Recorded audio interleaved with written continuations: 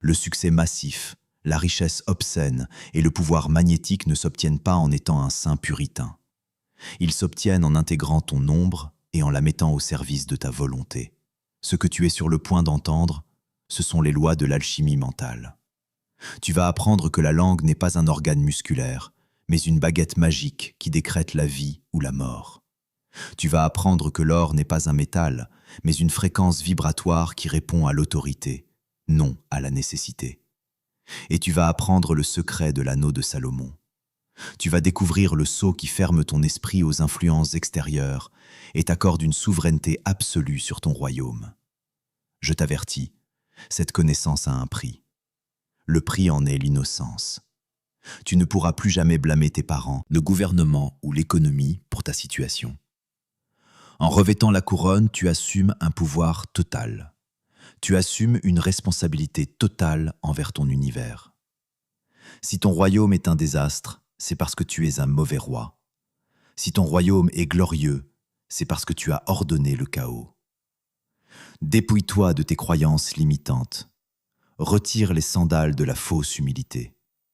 Car le sol sur lequel tu vas poser le pied est un feu sacré.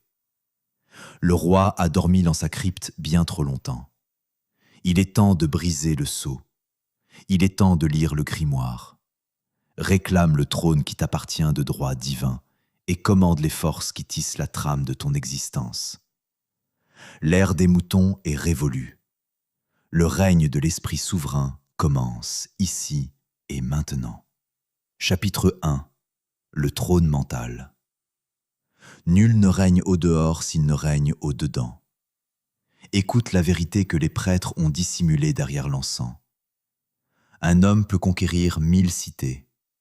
Il peut accumuler des montagnes d'or et disposer d'armées qui obscurcissent l'horizon. Mais si cet homme n'est pas maître de la voix qui lui chuchote à l'intérieur de son propre crâne, il demeure un esclave couronné. La véritable hiérarchie de l'univers se mesure au silence et à la volonté. Voici le premier proverbe interdit. Celui qui ne s'assoit pas sur le trône de son propre esprit sera inévitablement le marchepied des pieds d'un autre homme. Imagine le temple de Jérusalem. Ne le contemple pas comme une structure religieuse. Contemple-le comme un schéma d'ingénierie. Des murs de pierre, des cours extérieures, des lieux saints, et en son centre absolu, le Saint des Saints, le sanctuaire, le lieu où réside la présence. Ton esprit est ce temple. Mais observe l'état dans lequel se trouve ton temple aujourd'hui.